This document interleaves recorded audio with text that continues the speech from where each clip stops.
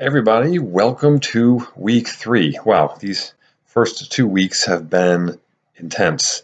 Really, it's not because of anything we're doing in this class, but because of everything else that's going on outside of our class and outside of our school. So I recognize that there's a lot of stress, a lot of anxiety. I'm holding it as well, so you're certainly not alone.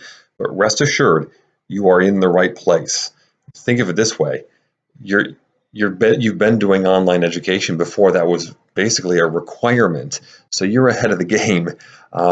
You're also, look, you're preparing for something that's coming down the road too. Things are going to go back to normal. They will. They definitely will. So all that stress, it'll eventually kind of go away, which is nice. We really need that. But you are continuing to prepare for what's going to be going on in your future. And so the time you have now, many of you, like me, are at home now. You're sequestered at home. Maybe you're not working or you're unable to work because of some of these, shutdowns in some states.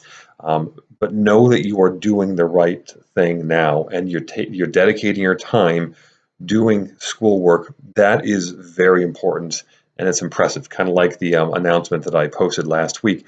I'm impressed. I really am. You're doing a lot of hard work. You're really investing.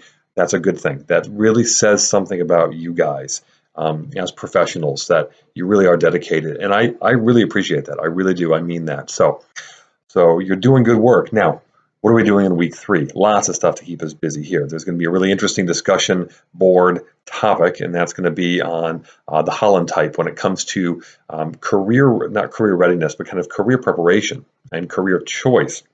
There's a lot of different theories out there that different academics over the years have kind of posited as to why people choose certain careers. So we're going to talk about that. There's going to be a lot of good information about that to really kind of help you better understand why you're on the path you're on. It really is kind of an interesting thing and an important one.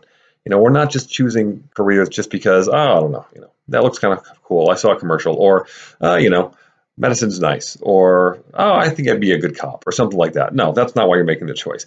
So this is an opportunity for us to really think deeply about why we make the choices we make. So the other things we're going to be talking about will be a lot of things related to the e-portfolio, which we did talk about last week, and how we start to develop the e-portfolio. We talked about why it's important last week. Now we're going to start seeing what are some of the gaps in our e-portfolio. Basically, where do we need to strengthen our e-portfolio?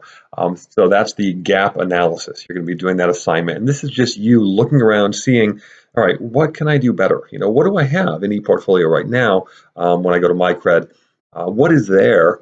Is it pretty good?